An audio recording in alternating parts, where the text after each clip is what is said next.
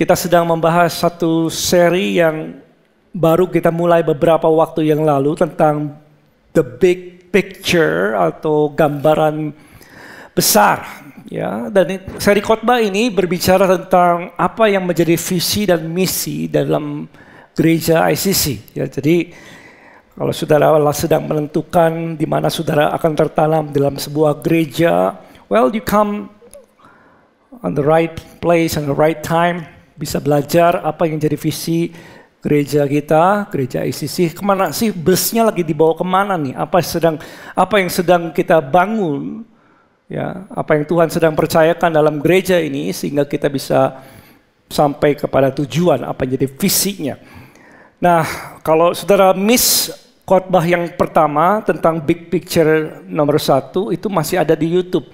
Jadi bisa lihat di sana, simak baik-baik tentang apa yang menjadi visi dalam gereja kita. Ya, saya ulangi sedikit bahwa kita ini revisi ya, karena dari waktu ke waktu kata-katanya berubah, tapi ini untuk memudahkan kita bisa menangkap apa yang menjadi isi hati Tuhan bagi gereja kita. Ini sudah menjadi murid Yesus, visinya apa sih? Ya, menjadi murid Yesus yang berhasil dan berdampak. Satu kalimat aja, very simple.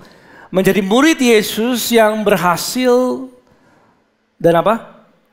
Berdampak. Ini yang kita sedang bangun. Kita rindukan jemaat yang dewasa, jemaat yang menjadi murid Tuhan Yesus, yang memiliki kehidupan yang berhasil dan juga punya kehidupan yang berdampak. Dalam misinya kita bangun dalam kedewasaan rohani yang telah kita bahas beberapa minggu yang lalu. Kedewasaan rohani tentang menjadi murid Tuhan Yesus, bahwa orang-orang Kristen harusnya bertumbuh di dalam Tuhan, gak menjadi bayi rohani, tetapi bertumbuh menjadi apa? Apa saudara? Dewasa rohani, sehingga dia mengerti apa yang menjadi kehendak Tuhan. Dan ketika seorang Kristen menjadi dewasa, dia punya potensi untuk bisa memuridkan orang lain. Sehingga pada waktu orang Kristen jadi dewasa, jadi murid Yesus, dia bisa memuridkan orang lain juga.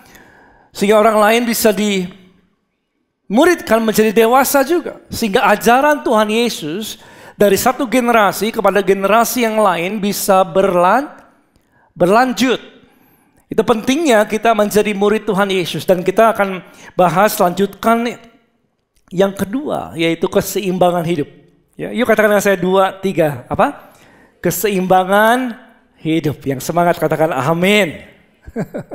Oke. Apa itu keseimbangan hidup? Salah satu misi kita adalah membangun jemaat yang seimbang hidupnya. Yaitu yang roh, tubuh dan jiwanya terpelihara dengan sempurna. Yes? Siapa di sini ingin kaya? Secara materi maksudnya berlimpah. Nggak apa-apa, it's okay. Can I see your hands? Oke, tapi sakit? Gak mau ya? Oke. Mau melimpah secara finansial tapi mau juga sehat. Siapa ingin kaya dan sehat? Tapi besok meninggal? Nggak ada ya? Nggak ada yang mau. Siapa yang ingin kaya? Sehat? Dan panjang umur. Haleluya. Tapi mati masuk neraka. No, this is my point. My point adalah gini. Setiap kita merindukan yang baik. Setiap kita rindu bahwa hidupmu terpelihara dengan baik. Roh, tubuh, dan jiwa. Sama seperti janji firman Tuhan bagi setiap kita. 3 Yohanes 1 ayat kedua dikatakan gini. Saudaraku yang kekasih, aku berdoa ya supaya engkau baik-baik dan apa? Sehat-sehat dalam satu hal. Apa? Enggak ya? Apa? Dalam segala sesuatu sama seperti jiwamu baik-baik saja. Tuhan mau kita memiliki hidup yang terpelihara semua aspek kehidupannya. Baik itu kerohanian, baik itu keluarga, baik itu kesehatan, baik itu pekerjaan, baik itu keuangan. Ya.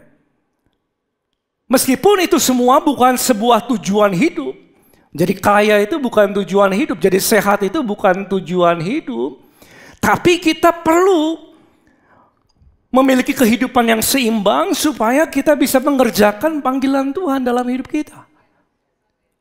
Saya percaya bahwa melayani itu perlu kesehatan. Ya.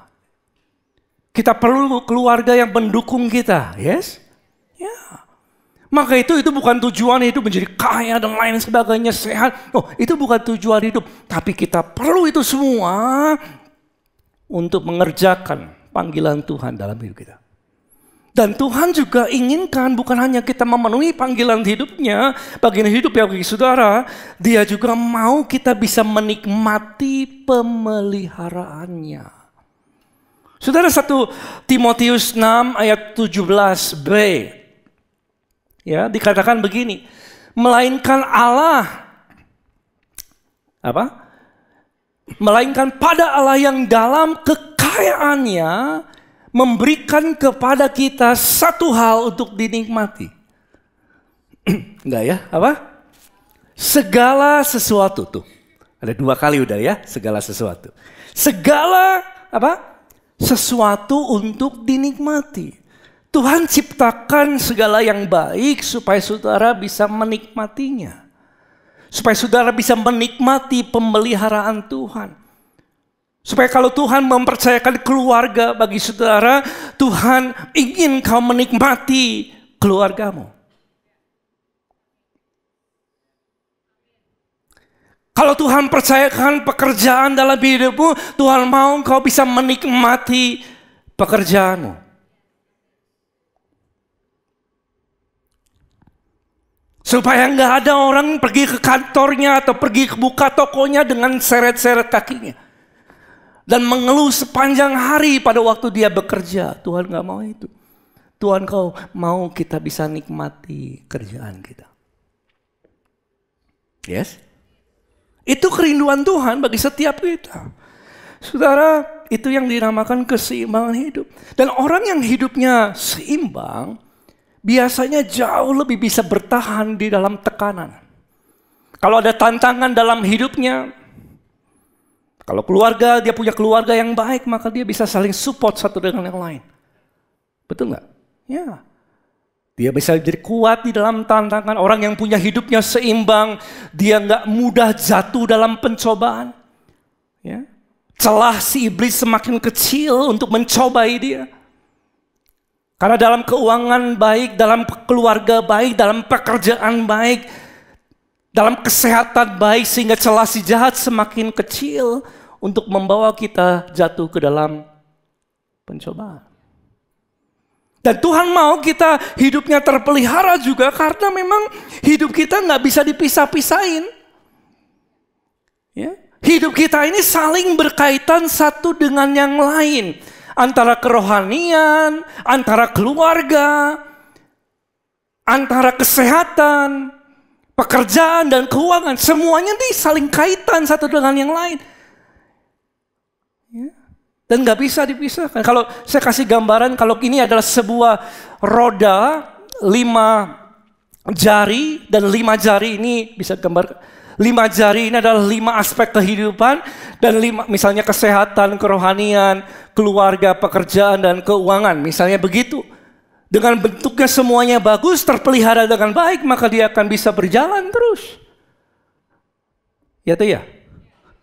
Tapi imagine if one side, kalau ada masalah di dalam satu sisinya, anggaplah itu keuangan, anggaplah itu kesehatan, anggaplah itu keluarganya, bolong begini. Imagine what will happen. Kemudian roda itu mulai berjalan. Betul gak? Dan lama-lamaan yang lain terpengaruh gak? Terpengaruh. Hidup kita nggak bisa dipisah-pisahin, semuanya saling berkaitan. Orang yang hidupnya terganggu di dalam masalah kesehatannya, misalnya medical sakit nih misalnya ya, medical bill-nya naik, tagihan untuk pembayaran kesehatannya naik, ya, rumah sakitnya naik tagihannya. Ketika naik maka keuangannya mulai bisa terganggu. Dan mungkin ada stres dalam keuangan, dari mulai kesehatan, mulai stres dalam keuangan, mulai dibawa ke rumah, ada tension. Gitu. Bisa terjadi ketegangan dalam hubungan suami istri. Bisa terjadi nggak? Bisa. Orang yang punya bermasalah dalam kesehatan, dalam keuangan lah gitu ya. Dalam keuangan, stres jiwanya. Tertekan saudara. Dan apa yang terjadi sehingga kinerjanya, dalam pekerjaannya menurun. Dan akhirnya hubungan satu dengan yang lain pun bisa terpengaruh. Jadi semua aspek kehidupan kita ini saling berkaitan dan saling berpengaruh satu dengan yang lain. Kalau orang punya masalah dalam keluarganya gimana? Pengaruhnya kepada kesehatan jiwanya. Bisa nggak? Bisa. Sehingga pada waktu dia bekerja dia nggak bisa konsen lagi tuh kerjaan. Kenapa? Karena dia mikirin keluarganya dan dia harus balik kepada keluarganya. Dan itu mengganggu kinerja, pekerjaan, dan akhirnya mengganggu aspek kehidupan keuangan dan lain sebagainya. Jadi setiap aspek kehidupan kita itu saling berkaitan. Makanya Tuhan mau kita memiliki hidup yang terpelihara. Dan dengan hidup yang seimbang, saudaraku. Dengan memiliki kehidupan yang seimbang, saudara bisa lebih efektif di dalam melayani Tuhan. Kita bisa menjadi teladan, kita bisa menjadi saksi Yesus dengan efektif, dan banyak hal yang lain. Nah, kita akan bahas, dan ini yang sedang kita bangun di gereja, yaitu keseimbangan hidup. Saudara, kalau bicara keseimbangan itu banyak banget. Tapi ada 5 hal yang menurut saya, menurut firman Tuhan ini penting. Ada 5 hal, yaitu ini. Kerohanian, terus apa? Keluarga, terus kesehatan, pekerjaan, dan keuangan. 5 hal ini. 5 hal yang perlu kita jaga dengan baik. Ini adalah kepercayaan yang Tuhan berikan supaya kita bisa jaga dengan baik, usahakan dengan baik. Kalau bicara kerohanian, pertama, saudara, apa itu kerohanian? Kerohanian bicara tentang kemajuan hidup saudara di dalam hal yang rohani. Ya, ini dasarnya. 2 Timotius 2 ayat ke-15 dikatakan demikian. Yang semangat katakan amin. Oke. Apa? Usahakanlah. Perlu ada usaha nggak? Perlu, jelas kok. Usahakanlah supaya engkau layak di hadapan Allah. Sebagai seorang pekerja yang tidak usah malu, yang berterus terang memberitakan perkataan kebenaran itu. Artinya, di dalam kerohanian kita ada usaha yang harus kita kerjakan. Kalau bicara tentang pengenalan akan Tuhan, itu enggak terjadi dengan sendirinya. Orang tuh enggak kenal Tuhan dengan seketika. Atau dengan otomatis kenal Tuhan. Enggak, saudara. Ada usaha. Dalam bahasa Inggris dikatakan begini. Study. Waduh. Yuk sama-sama 2, 3 apa? Study. Ada hal yang kita harus belajar. Ada hal yang kita harus selidiki. Ada hal yang kita harus belajar di situ. Study to show thyself approved unto God. Jadi pertumbuhan rohani enggak terjadi dengan otomatis. Kita perlu usaha, perlu bagian langkah iman kita untuk belajar mengenal kehendak Tuhan. Yes. Dan ini enggak terjadi enggak terjadi seketika, ini terjadinya day by day. Siang dan malam. Day apa? By day. Daily. Dan ketika orang bertumbuh dalam kerohanian, dia kenal firman Tuhan, dia kenal jalan-jalan Tuhan, maka dia bisa mulai membedakan mana yang baik, mana yang berkenan, dan mana yang sempurna. Dan itu menjadi apa sih kalau orang bertumbuh dalam pengenalan? Ya, orang yang bertumbuh dalam pengenalan, saudara. Mazmur 119 dikatakan apa? Firman itu akan menjadi pelita bagi kakinya. Terang bagi jalannya. Artinya orang yang bertumbuh dalam pengenalan itu kayak nggak berjalan di dalam kegelapan. Dia seperti punya senter aja gitu. Dia jadi ngerti jalan Tuhan. Bagaimana saya membangun kehidupan dalam hal kesehatan saya, firman Tuhan menjadi terang bagi dia. Bagaimana saya mengelola keuangan saya, firman Tuhan menerangi jalannya. Bagaimana saya bisa bekerja dengan efektif sehingga saya mengalami keberhasilan, kemajuan, firman Tuhan menjadi terang bagi jalannya. Ya, dan itu adalah fondasi dari semua aspek kehidupan yang lain. Tuhan mau kita bertumbuh dalam hal kerohanian. Itu yang pertama, saudara. Yang kedua adalah keluarga. Keluarga, siapa yang percaya keluarga itu kepercayaan Tuhan? Ya, percaya? Ya, keluarga itu adalah kepercayaan Tuhan bagi kita. Dan kita perlu membangunnya. Keluarga yang baik nggak terjadi dengan seketika. Nggak terjadi dengan sendirinya. Dan firman Tuhan mencatat bagaimana kita bisa membangun keluarga. Firman Tuhan begini katanya, Efesus 5 ayat 21. Rendahkanlah dirimu, this is the principle. Rendahkanlah dirimu seorang kepada yang lain di dalam apa? Apa saudara? Takut apa? Akan Kristus. Jadi di dalam keluarga kita perlu saling merendahkan diri satu dengan yang lain. Kenapa? Karena di dalam takut akan Kristus. Takut akan Kristus bukan berarti cemas, ketakutan sama Tuhan, menghindar dari Tuhan. No. Takut akan Kristus berarti hormat akan Tuhan. Itu dasarnya. Jadi suami mengasihi istri bukan karena istri selalu layak untuk dikasihi. Tetapi karena kita takut akan Tuhan. Istri mengasihi suami, menghormati suaminya bukan karena dia selalu layak untuk terima hormat. No. Tapi karena dia apa? Seorang istri yang apa? Takut akan Tuhan. Kita melakukan segala sesuatu di dalam keluarganya karena apa? Takut akan Tuhan. Takut akan Tuhan berarti hormat akan Tuhan. Dan kita menghindari apa yang Tuhan gak kehendaki di dalam keluarga kita. Dan lebih jelasnya orang yang hidup dalam takut akan Tuhan, dalam Kolose 3 ayat ke-12 dikatakan ada 5 hal. Ya, dikatakan begini, karena itu sebagai orang-orang pilihan Allah yang dikuduskan dan dikasihinya, kenakanlah apa? 5 hal nih. Apa? Can you read this? Bisa ya? Apa? Belas kasihan, terus kemurahan, terus rendah hati, lemah lembut, sabar. Wow. Ini yang perlu kita bangun di dalam keluarga. Ada belas kasihan. Apa sih belas kasihan? Simpelnya adalah peduli.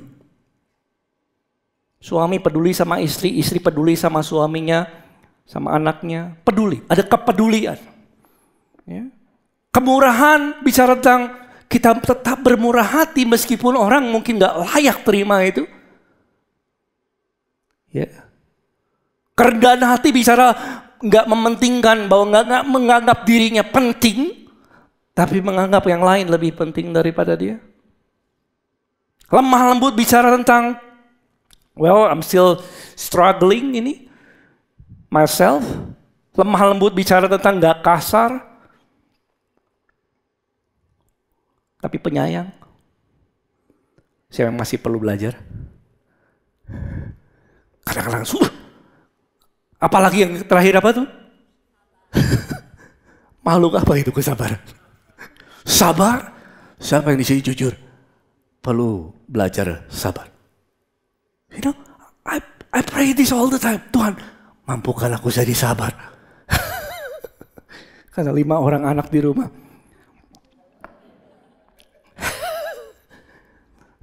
Tapi ini bukan seminar keluarga kan. Sabar itu menjadi wow.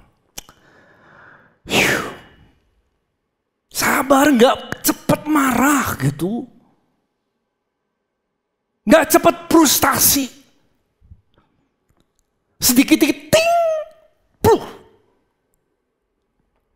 Ada di sini, jangan lihat kiri kanannya.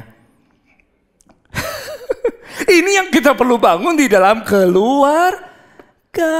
Haleluya. Amin. Yang ketiga adalah kesehatan. Kita perlu bangun kesehatan kita. Saudara, kita perlu bangun kesehatan. Firman Tuhan katakan 1 Korintus 6 ayat ke-20. Jadi kerohanian tadi udah. Terus apa? Keluarga. Sekarang kesehatan. Sebab kamu telah dibeli dan harganya apa? Lunas, dibayar. Karena itu muliakanlah Allah dengan apa saudaraku? Tubuh kita. Artinya Tuhan mau kita memuliakan Dia dengan tubuhmu, dengan kesehatanmu, dengan apa yang kau bisa berikan sama Tuhan. Dan selama tubuh kita sehat, terpelihara, kita masih bisa terus memuliakan Tuhan dengan tubuh kita. Yang setuju katakan amin. Ya, selama tubuhmu sehat, selama tubuhmu terpelihara, saudara masih bisa mengikuti panggilan Tuhan dan memuliakan Dia. Makanya di firman Tuhan katakan muliakanlah Allah dengan apa? Tubuh kita. Ya. Kita bisa mengasihi Tuhan dengan segenap hati. Terus apa lagi? Kasihlah Tuhan Allahmu dengan apa? Hati. Terus apa? Jiwa. Terus apa? There we go. Apa? Kekuatanmu. Dengan tubuh yang sehat, saudara bisa mengasihi Tuhan dengan segenap kekuatan. Yes. Makanya kita perlu pelihara yang namanya kesehatan kita. Ya. 1 Timotius 4 ayat ke-8 dikatakan latihan badani terbatas gunanya. Nah ini ya saudara, bukan tidak berguna. Ya, tapi terbatas. Artinya latihan badani itu ada manfaatnya untuk hidup saat ini. Tapi memang terbatas untuk hidup saat ini aja. Nanti kita dapat tubuh kemuliaan. Berikan tepuk tangan untuk Tuhan Yesus. Tapi ada gunanya, kita perlu melatih badani kita. Ya toh, punya pola hidup yang sehat, pola makan yang baik, istirahat yang cukup. Kapan saudara bisa istirahat? Saya senang ada teman saya dulu pelayanan bareng sudah tahun 98 dia pelayanan bareng. Jam 6 makan, 8 tidur. Every day like that. Seperti itu setiap hari. Dan memang sehat sekali. Saya kadang-kadang iri sama kedisiplinan ini. Pola hidup yang sehat itu ada minimal pola makan yang baik, ya toh, pola keluarga yang pola olahraga yang baik, yes, istirahat yang cukup. Ya, saya nggak berharap amin banyak sih di sini.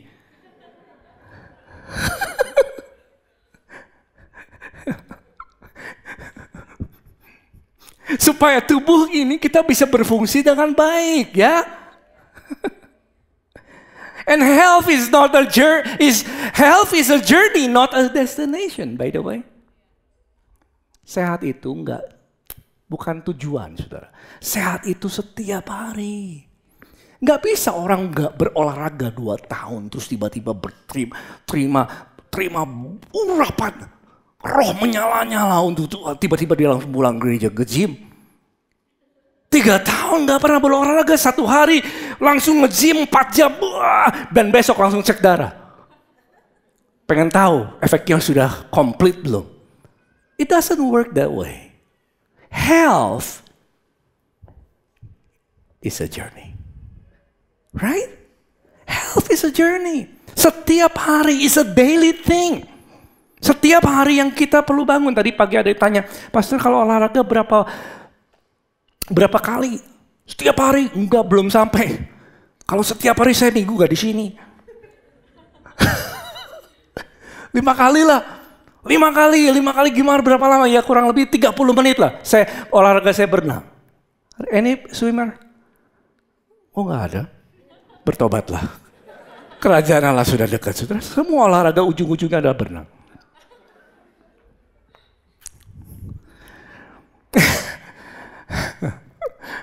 Tiga 30 menit, katanya olahraga 1 minggu tuh harus 150 menit ya. 1 minggu. 150 menit, hitung aja menitnya. Nah saudara, ini kemarin saya pas lagi mau tidur, saya tanya sama Tuhan, Tuhan, apa sih the one single most important thing? Kalau orang ikutin ini, sehat. Apa itu? Number one-nya. Langsung timbul ayat. Sudah apa ayatnya? Matius 6 ayat 11. And I know you will love it. I know it. Gini nih. Yuk sama-sama. 2, 3 apa? Dengan suara keras ya. Jangan setengah. 2, 3 apa?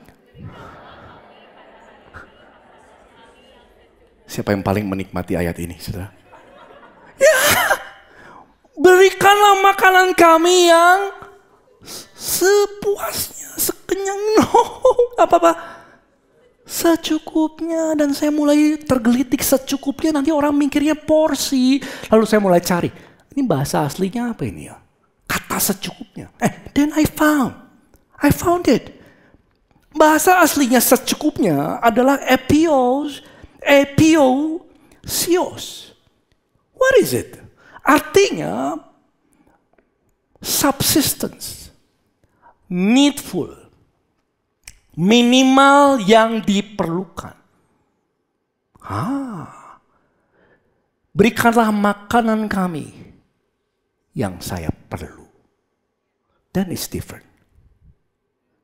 Berarti gak semua makanan harus kita makan. Minimal kalau soal makanan ada 5. Ada jenisnya. Bisa munculkan. Ada jenis makanannya. Ada porsinya. Yes. Ada kombinasinya makan apa dengan apa. Ada proses cara memasaknya. Dan ada waktu kapan untuk makannya. Jadi kalau jam 2 pagi masih mie goreng ya. Coba jangan lihat kiri kanannya. Di sini nggak ada. Amin? Nggak ada yang nggak?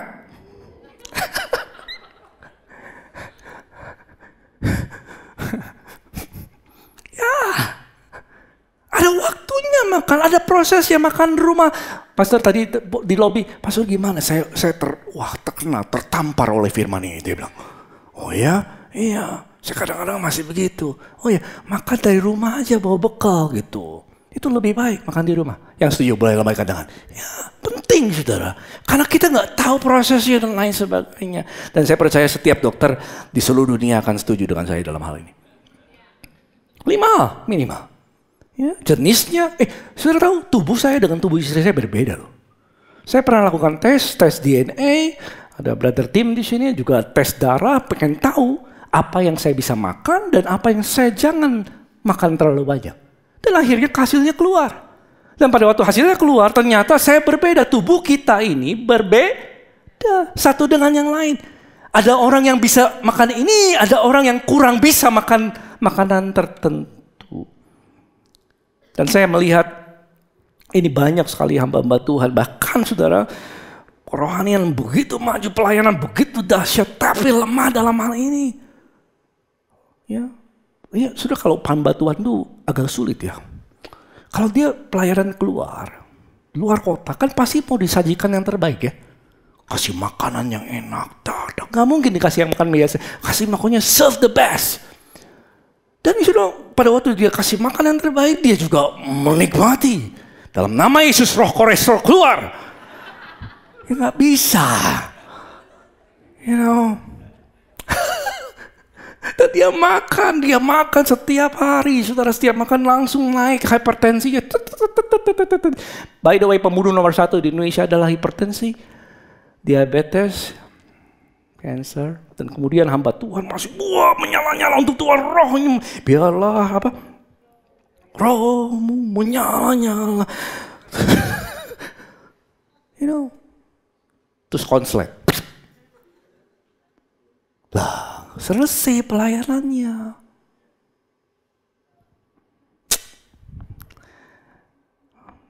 Pelihara tubuhmu, katakan sebelahnya. Ya, sehat ya? Amin. Yang keempat adalah pekerjaan. Well, saudara bicara tentang keseimbangan hidup 5 jam juga nggak beres-beres. Ya, tapi ini summary-nya aja deh ya. Pekerjaan. Ya, kita ingin bangun pekerjaan yang baik. Saudara, pekerjaan itu adalah kepercayaan yang Tuhan berikan. Kalau kita bisa kerja dengan baik, dengan maju, akhirnya kita jadi mandiri nih ya. Nggak tergantung sama orang lain. Saudara, financially you are secure. Then what happened? Apa yang terjadi, saudara?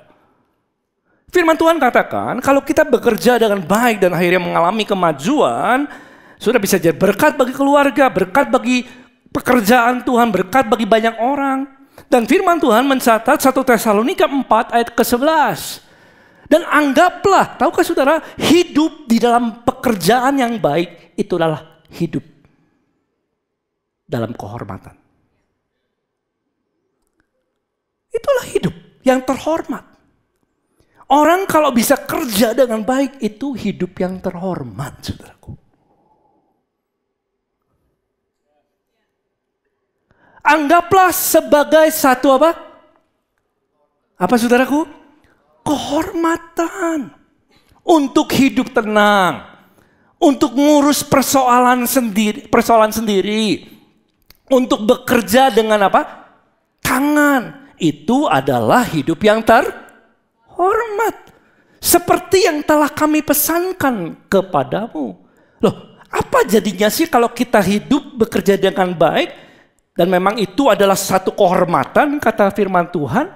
Ini dampak selanjutnya, ayat 12 yang diharapkan, saudara.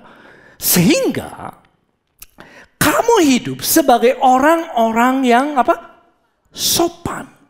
Di mata orang luar. Dan tidak tergantung pada mereka. Haleluya. Bahasa Inggrisnya mungkin akan jelas banget nih ya. Dikatakan begini. As a result, people, wow, can you see this? Who are not Christians will trust and respect you. Berikan tepuk tangan untuk Tuhan Yesus. Pekerjaan adalah sebuah kehormatan. Karena itulah jalan Tuhan memakai pekerjaanmu menjadi sebuah kesaksian. Supaya orang dengar, orang respect. Makanya kerja dengan baik adalah hidup yang terhormat. Yang mau katakan amin. Haleluya. Ini yang Tuhan mau. Dan dampaknya saudara, sebagai dikatakan, people who are not Christian will trust and respect you. Dan itu menjadi daya tarik. Pekerjaan yang baik pasti jadi daya tarik. Firman Tuhan sudah mencatat Amsal 22 ayat 29. Orang yang mampu dalam pekerjaannya. Pernahkah kau lihat orang yang cakap dalam kerjaannya di hadapan raja-raja, dia berdiri. Orang yang cakap bekerja punya daya tarik, saudaraku. Di hadapan raja-raja, dia berdiri. Haleluya. Ada seorang, saya baca artikel beberapa waktu yang lalu, namanya David Green di Amerika. Dia mulai usaha dengan $600, terus sekarang company-nya, saya nggak tahu saat ini ya, tapi sebelumnya itu $3 miliar Amerika 1 tahun in sales. Ya. 3 miliar itu berapa ya? 3 miliar dolar di rupiah kan. Dan dia adalah seorang yang persisten dalam pekerjaannya, seorang Kristen yang cinta Tuhan sekali. Persisten, inovatif, terus berubah, terus memperbaiki dalam pekerjaannya. Dia adalah founder daripada Hobby Lobby Art and Craft Stores. Saya nggak tahu berapa toko yang ada di US sekarang. Tapi yang jelas, luar biasa menjadi seorang bilioner. Tapi dia tetap cinta Tuhan dan dia pernah sumbang 500 juta US dollars untuk kepada Museum of the Bible di Washington DC. 500 juta sudah. untuk support Christian education juga. Ya, pendidikan Kristen dan juga gereja-gereja di US. Luar biasa. Dalam pertumbuhannya, David Green dikatakan run your business in harmony with God's law. Seek to please God in everything apa? You do. This is amazing. Dan akhirnya dia mendapatkan trust and respect dari setiap orang. Kemanapun dia bisa diterima. Karena orang tahu dia hidup dalam hidup yang terhormat. Nah saudara, Tuhan mau kita bekerja dengan baik. Yang setuju katakan, amin. Dalam pekerjaanmu kau bisa memuliakan Tuhan lewat apa yang kau lakukan. 1 Petrus 4 ayat 11 dikatakan begini. Jika ada orang yang melayani, serve, let him do it. Biarkah dia melakukan dengan kekuatan yang dianugerahkan Allah. Ya toh? Terus apa? Supaya sama-sama apa? Allah dimuliakan dalam segala apa? Sesuatu. Tuhan mau memakai pekerjaan kita untuk bisa memuliakan Tuhan. Yang setuju boleh katakan amin. Itu pekerjaan. Yang kelima adalah bicara tentang keuangan.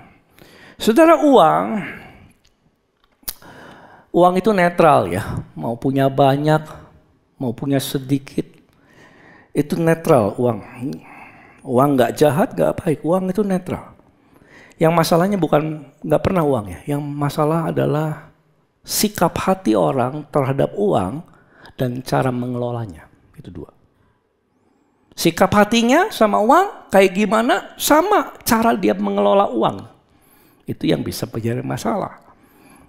Ada orang yang sikap hatinya terhadap uang menjadikan uang sebagai tujuan, makanya yang terjadi 1 Timotius 6 ayat ke-10. Karena akar segala kejahatan bukan uang, akar segala kejahatan adalah apa? Cintanya akan uang. Sikap hati sama uang itu yang jadi masalah. Kenapa? Karena kalau orang cintanya akan uang, maka dia akan memburu uang. Kalau saudara cinta sama seseorang, saudara akan memburu dia. Itu ya. Ya. Kalau orang cinta uang, maka dia akan mengejar uang.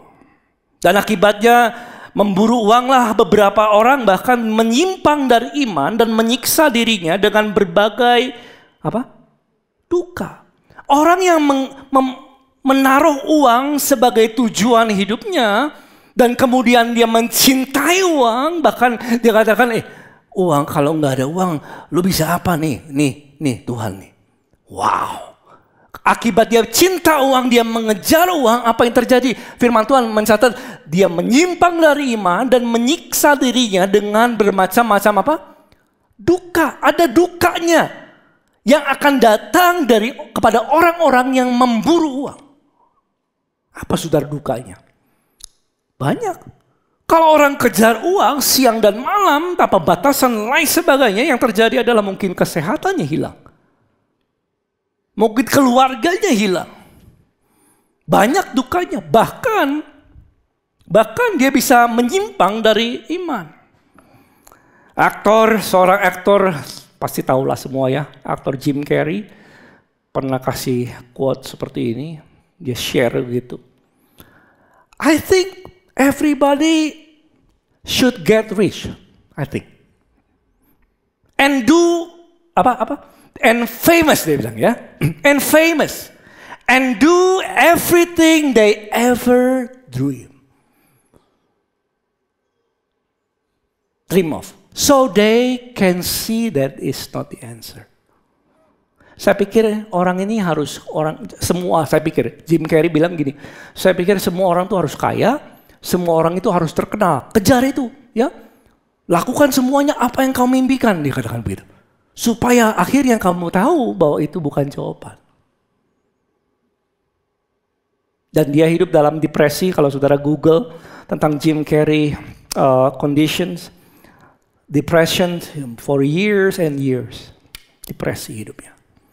In fame, dalam kekayaan, dalam kesohoran, depresi. his life. Lebih buruknya kalau orang mencintai Tuhan dikatakan mencintai uang. Dikatakan begini.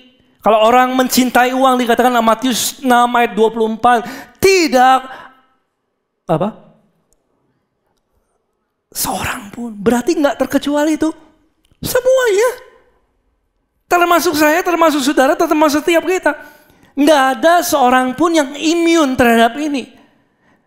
Orang nggak bisa ngabdi sama dua tuan.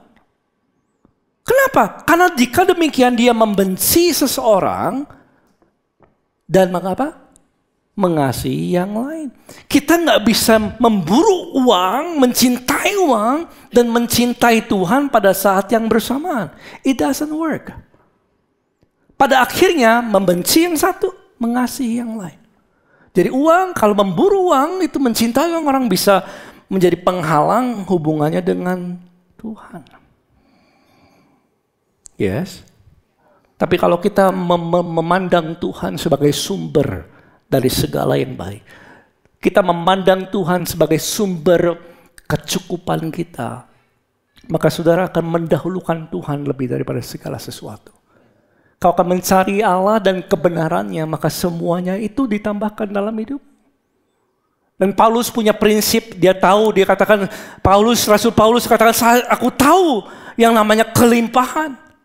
Aku tahu yang namanya kekurangan, dia tahu itu. Tapi dia punya prinsip yang dia mau share sama setiap kita yang hidup sama zaman ini, di dalam zaman ini. Filipi 4 ayat 11 dikatakan gini. Kukatakan ini bukan karena kekurangan. Sebab aku telah apa saudaraku? Apa? 2, 3 apa? Belajar mencukupkan diri apa?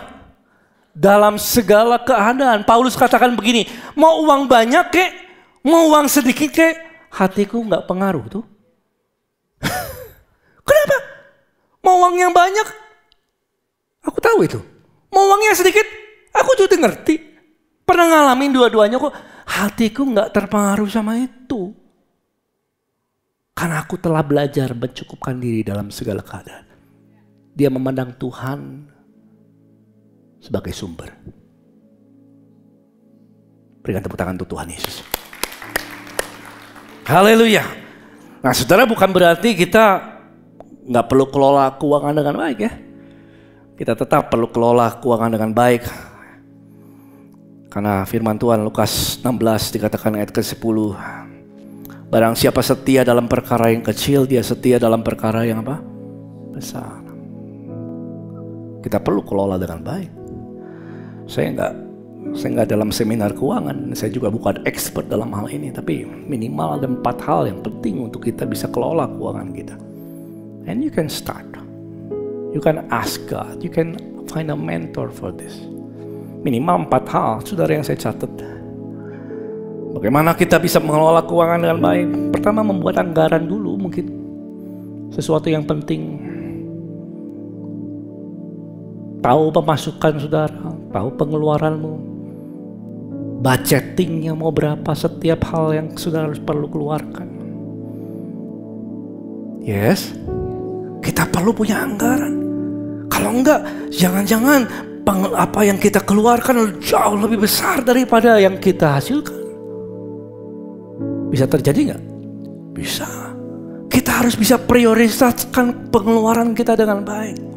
Perlu, saudaraku. Makanya perlu anggaran. Kalau satu hari bisa ngopi berapa kali, kita harus tahu. Ya, ada orang yang aku suka. Bukan salah ngopi ya. Tapi kan dia nggak melihat berapa dia dapat. Dia pergi ke sana pas 50.000, pergi sana pas 60.000. Setiap hari, habis, saudaraku. Kita perlu punya anggaran yang baik.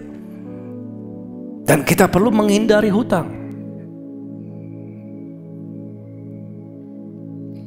Kenapa nggak ada amin ya? Terutama yang saudara nggak bisa bayar. Kalau kita nggak bisa membayar hutang itu, atau nggak pasti kita bisa membayar, ataupun hutang, by the way, David Green nggak punya hutang jangka panjang, nggak punya. Ya nggak punya. No long term debt.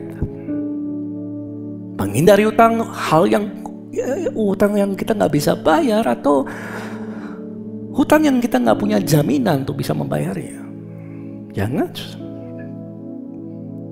Gaya hidup yang bijaksana, saya setuju, ini penting. Punya gaya hidup yang bijaksana. Ya, saya tahu kalau ke mall, terutama pas lagi Lebaran ataupun lagi holiday season, end year sale, ya tuh, diskon 30%, 20%, kinclong. Ya, aku pengen tes itu. Jaketnya kulitnya keren.